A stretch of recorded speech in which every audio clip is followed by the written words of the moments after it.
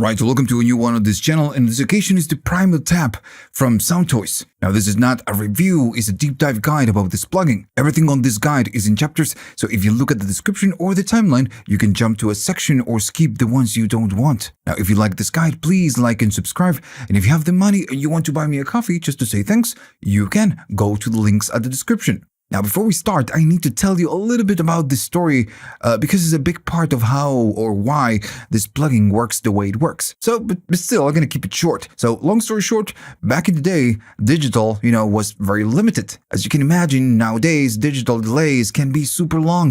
They can be up to 5 or 10 seconds, absurd times. But back then, it was impossible or expensive to extend the memory. So what they did is created a multiplier control. So as you go up on the multiplier, the sample rate will drop.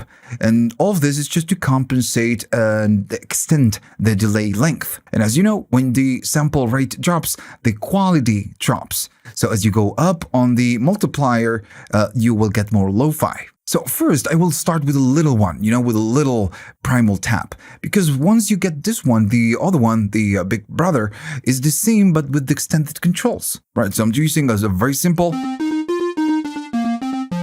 synthesizer right here in the back. And let's go over the controls. Now, this has very simple controls. We have the time and we have a time of that. We can go all the way to 500 milliseconds. And if you think about this, it's not super long. Right? So very short times. Now the feedback right here, you get it right there. It works like you would expect. Maybe I'm going to go to lower times. If I go up in the feedback, we are going to be getting more repetitions.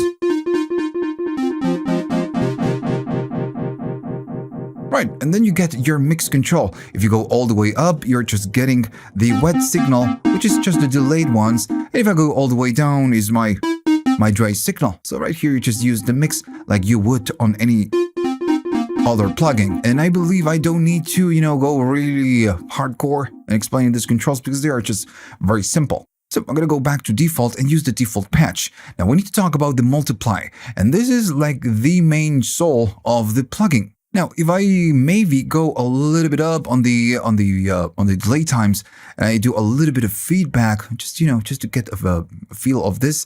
And if I play something, it's not going to be super interesting. Right? So that's what could happen. Now, when we use the multiply, what we do is we multiply the length. So as I go up, notice that it will go slower. Right? And it didn't change the time, but it's going slow. Now, if I go to times 4, it's going to be even slower. So we have longer times.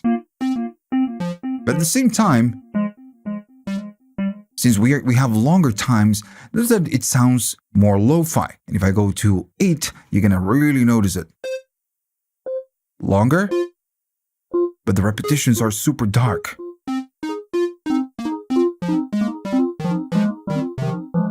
Now, since you go up on the multiply, you will need to compensate with the time.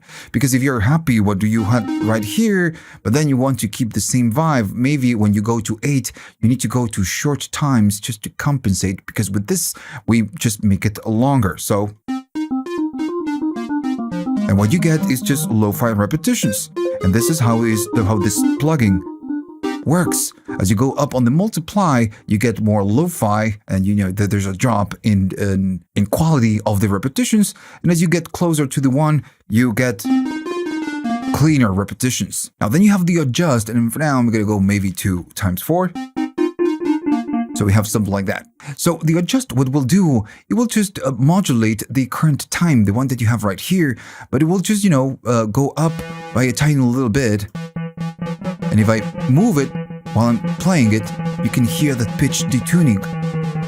And this is the main purpose of this. Maybe we want a long feedback and something, a little bit longer.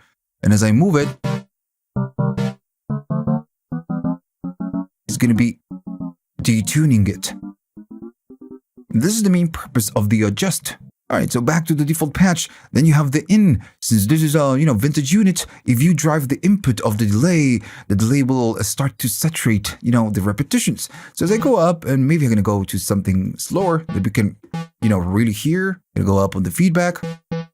Right, as I go up on the in, notice it sounds louder. So it's just gonna saturate the unit. And the repetitions are gonna get, distorted. So if I go down in the mix, we just need to find the right amount of blend between the dry. This is just really cranky. So yeah, this is what you can do with the in. Notice that all the controls that we have right here are very simple, right? We have just the time, very short time, the multiplier, which is the, the essence of this plugin, then a tiny little bit of modulation that we can do, and, standard controls, the blend, the feedback, and then we have the input. Now, if we go to the big version, we have a lot more. So the Primal Tap, the main difference between the little one is that you get a lot more control. Most of the options that you have right here are just the same. It's just the same. You have the adjust, it works the same. You have the multiply, which is the main soul, it works the same. Now the mix, you get a mix right here. Then you have a different output control for the A and the B. And when it says A and B, it's talking about the left channel and the right channel. So you can control the outputs independently. Also have the in right here, and you get a feedback control for the channel A and the channel B. So notice again, it's the same thing, but you get independent channels. You get the A and the B. You have a freeze option, which is, very common these days. You have a low cut and a high cut. You can sync to your DAW tempo, or you can link the A and the B. And on top of that, if I go to time, now you have all the way up to 8 seconds of delay time. So, it's just extended controls. And not only that, I'm going to go back to a default patch. And not only that, you have a tweak. So when you go to the tweak, you have different types of delays, how the different, the cut of the filter is going to work, a lot more options. So this is, goes really deep. So let's just begin covering all the different parts. So we're going to start right here. So you have an A and the B, and the A is the left and the B is the right. So this is going to control the time, just like we did on the other one. If we play something and I go up, we just can offset the time and just, change the time. We are doing not a lot of feedback on the A and the B. So as we go up with the feedback, we get more. Now, pretty simple. Now, by default, you are standing on beats. You can do time, which is going to be, milliseconds. And then again, you get back to the beats. Now, notice that you can link, or you can unlink the A and the B. So right now, by default, they are linked. If I click it, we can offset the left from the right. And by doing so, we are going to be kind of extending the stereo field a little bit. Now, you can go really crazy. Maybe you're going to go beats right here, and notice that you can do beats and time on the A and B. You just, you can really offset this. Right? So you can choose different times and, go a little bit crazy with this one. Now the multiply is going to work the same way, but this changes a little bit because you have independent controls and the times are longer. And also when you unlink, you have independent controls on the feedback. So again, this plugin can go really crazy. And when you link it back, they will just sync back. Now the adjust works the same way. If I go to something like 1 in beats, you have something like that. And when I modulate the adjust, it's going to do the same thing we did before.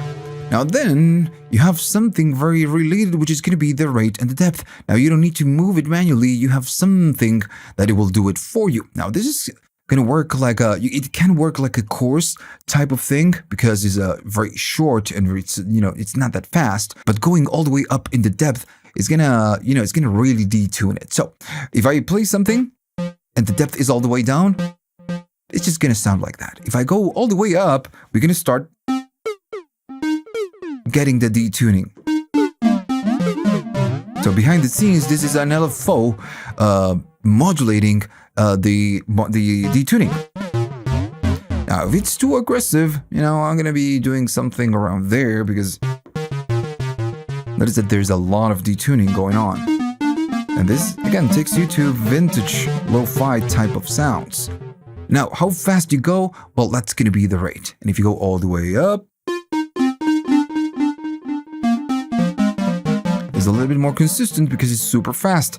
As you go lower, you will notice the detune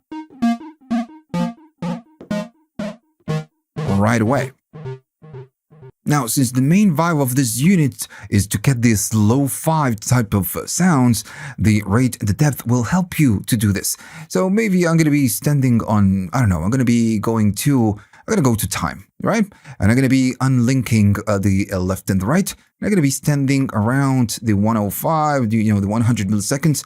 And on this one, I'm just going to be doing a little bit more than what we have on the left. So we are offsetting the left and the right. And you can hold shift just to control the values a little more when you move this. And I'm going to be going up in depth. I'm going to go around there, maybe 75. That's, maybe the value. And I'm going to be going to maybe around the same place. I'm going to keep the feedback a little bit up. And I'm going to be going to, the 4x so we can get this nice modulation, this nice lo-fi type of sound. And you get it, right? You get that lo-fi that we get from the multiplier by lowering the sample rate.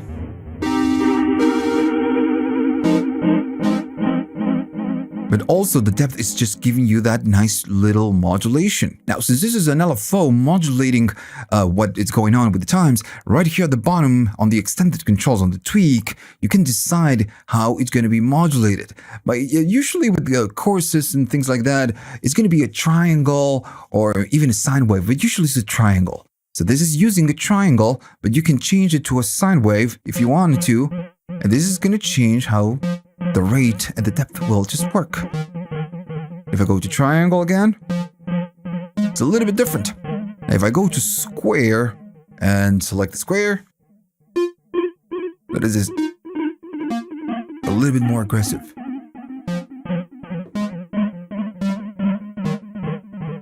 Now if I go to a ramp, this is just going to be a ramp up, like a saw, but ramp.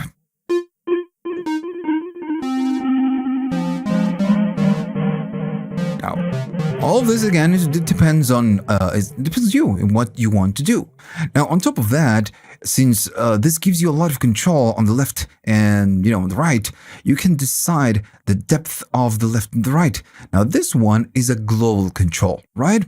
So if I stand right here, this whatever we have right there is going to be the maximum.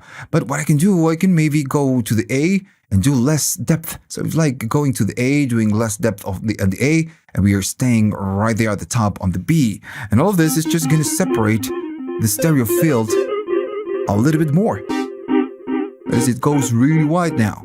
And it's because the A and the B are really different. A little bit more consistent if I do less on the A again. Right, so we are offsetting the A and the B just to get, this wide spread. And also, if you wanted to, you can invert the phase of the A or the B. And this is just going to, again, do the same thing, help you to separate the A and the B a little bit more. Okay, so back to default. Well, now we need to talk about the filter. So right here, you get a low cut and a high cut. And this is just going to be a very simple example. I'm going to be going up all the way to the mix. And maybe I'm going to be doing one just like that. And I'm going to stay on the A, so on the 1X, because we get a wide frequency range. So the low cut is going to be cutting the lows. If I cut lows, notice that the repetitions have less low frequencies because I'm cutting the lows. And if I cut the highs, we get a darker sound, right? A darker repetitions. Now, all of this, the low cut and the high cut, they're just filters. They're just pretty simple to understand. But if you follow the mouse, right here, it says roll off. So by default, the cuts are, the low cut and high cut are before the feedback. So whatever you're doing right here, you're doing it to the dry sound before it gets feedbacked. So it's before, it goes through the process of getting the repetitions. But, and this will affect how the repetitions come out. Now, what you can do is just, not do this and do output. So the low cut and high cut now will filter the lower and higher frequencies of the sound that comes out of the plugin and not the sound that goes into the feedback loop. And all of this, again, just, it's very different because when you change the sound that goes, that's going to be delayed, well, the delay is going to sound different, right? It's just the way it is. Now, I'm going to go back to default And now we need to talk about the freeze. Now this is almost a standard, something standard that you get on modern delays. And it's cool that they added the freeze right here, because this is a vintage type of delay, but with modern features. So whatever we do on this plugin, the freeze will freeze it, but still we can tweak some knobs and adjust the freezed sound. So whatever we do right here, to the delay, whatever we do with the repetitions, at that point in time, when we press the freeze, that part, that is being, played is going to be looped, and it's going to be an infinite loop. It will never stop. So you could create infinite repetitions.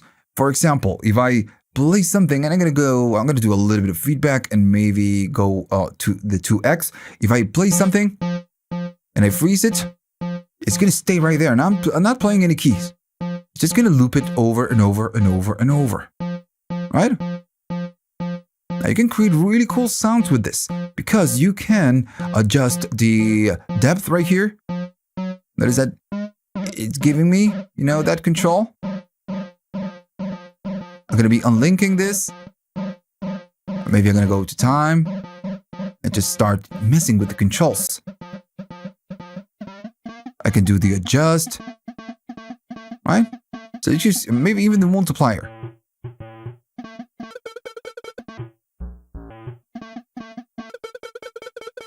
Right? So this is what you get. Now this is a great design tool. Now if I maybe go back to the default and I just gonna maybe go up in the feedback and just gonna bring maybe the 4. If I play something, so I'm gonna go down to something like that, so we can get more repetitions, and I'm going to unlink. We're going to get more feedback. Why not? So whatever we do right here, and freeze it, it's going to give you this sound. And then you just can mess around and get get some cool sounds.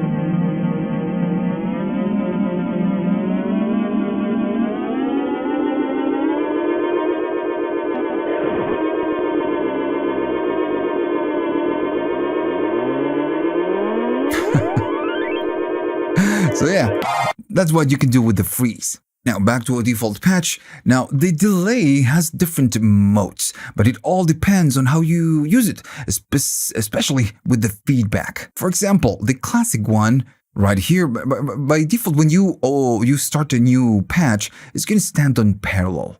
And this is because, it fixes some of the problems that we get with the feedback. We get a cleaner feedback. Now, if I go to the classic, stand right there, this is how the original unit worked. Now the outputs of the delay and the B are going to be mixed together and then fed back to both inputs. So as you could assume, as you go up on the feedback, it's going to get crazy pretty quick. If I do something like that, and I'm going to be going up on the feedback, at this point we start getting a lot, and right there it just goes crazy.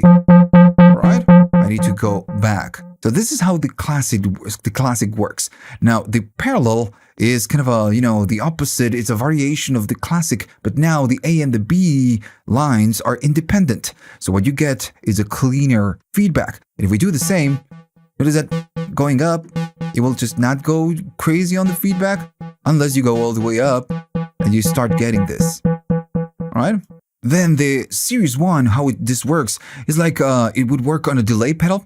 You have 2 pedals, the first one goes into the second one, that's the chain in series, and then whatever comes out of the B is the combination of the A and the B. So the A goes into the B and the B spits out. So you could offset or do something on the A and the B and then just use the A and the B out just to listen, different repetitions. And this is just going to give you a different vibe because you have an output for the A and the B and you can control, the different parts. So let me just give you an example. I'm going to be staying on beats.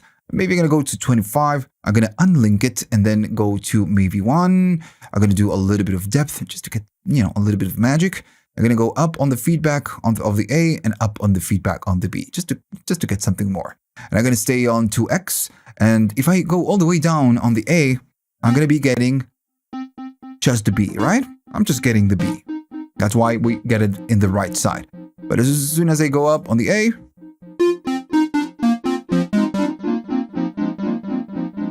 we start getting different movements, right? Now the B is just, a lot longer than the A. That's why this one, ends faster. But if I maybe do something like that,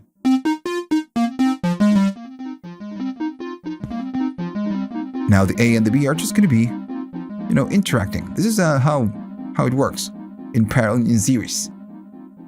Now moving on, we have the crisscross. Now the feedback paths are crossed. So the output channel of the A fits back into the input of the channel B and vice versa. This is a very common, feature that we get on a lot of, modern plugins. And it's again, it's just a very common thing. The A feeds to the B and the B feeds to the A, which is going to be the left feeds to the right and the right feeds to the, the left. And again, it's just a different sound. I'm going to be doing something like that. Just to give you an example, let's go up into feedback. Why not? And do maybe shorter times. If I go to parallel and do the same, still very, very, very close, right? Just a little bit different. That's all. Okay, and the next mode is going to be the ping pong, and this works as you could assume it's just a ping pong. I'm going to go up on the feedback just a little bit, and I'm just going to maybe go just a little bit slower so we can see it moving on the vector scope. If I play something, there you go. I'm going to be playing it. You have the left and the right. Now, then we have the reverb, and this is a variation of the classic that we have right here. But what it does is that going up in feedback, it will just not make it go crazy. I'm going to go back to, there to reverb. I'm just going to be playing. And it is very mild. As I go up, you get more diffusion, a little bit more diffusion, but going up, only going all the way up is going to make it crazy. And it's very different from the classic one. Because the classic one at this point, it's really cranky. Right? So the reverb is a variation of that. If I compare it with the parallel, I'm going to do parallel now. A little bit different. So this one, it's a little bit wider. That's why it's called reverb. Again, it's just a variation. Now remember, you have the output pen. We already talked about this. And you can invert the phase of the A and the B. And you have an auto gain, because this plugin can go, really crazy with gain, especially when you go up in feedback. So yeah, you can enable or disable the auto gain. By default, it's going to be on. All right, so that's pretty much it. And so yeah, we get a really cool plugin. We can get crazy sounds. We can freeze it, go even crazier, or we can just, get a little bit of lo-fi, or just get, a standard, very slapback echo, just something, very mild. Okay, so hopefully you learned something, and now you know how the Primal Tap works. And remember to like and subscribe if you liked all of this. And if you have the money and you want to buy me a coffee, you can just go to the links of the description, and you have links for PayPal, you have a Patreon, maybe you can be a 1-month patron, and you have the YouTube thanks. Okay, so thanks for watching, and see you on the next one.